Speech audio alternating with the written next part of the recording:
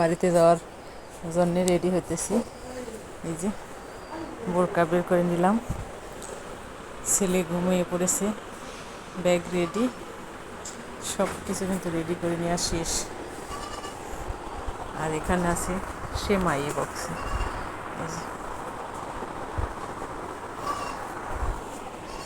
বিছানা চাদর উঠিয়ে ধুয়ে দেওয়া হয়েছে, ড্রেস পরে ঘুম আসছে।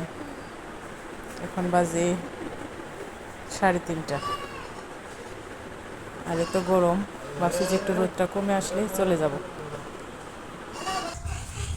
আসসালামু আলাইকুম। আজকে আমি বিখ্যাত মধুপুরের আনারস নিয়ে হাজির হলাম খাওয়ার জন্যে। আর এগুলো বড় ভাই যখন আমি বাড়িতে গিয়েছিলাম তখন নিয়ে আসছি, মধুপুর গিয়েছিল ওখানে কিছু ফলের চারা আনার জন্য। আর ওখান থেকে সরাসরি আনা হয়েছে মধুপুর থেকে। আর অনেক বেশি স্বাদ আর গ্রানে ভরপুর, খাওয়ার জন্য মন পাগল হয়ে যায় এতটাই।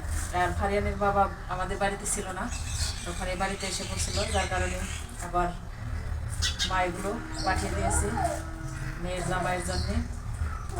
আর এখন দুপুরবেলা অনেক বেশি গরম, আর গরমের সময় কিন্তু বেশি ভালো লাগে খেতে। আর একটু লবণ দিয়ে মাখিয়ে খাবো। আর তুমি যখন খাইবে, ঈদ খাইছো তো সকালবেলা, আর আবার কি জানি সেমাই। আইসো না বাবা, দুষ্টুমি করবা না। আর আমি আনারসগুলো আগে ভালো করে ধুয়ে নিছি, কাটা সিলিয়ার দিতেছে না। হ্যাঁ মো, দুষ্টুমি করো খালি।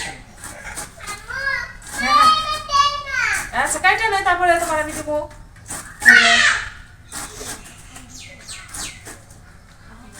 আর আমাদের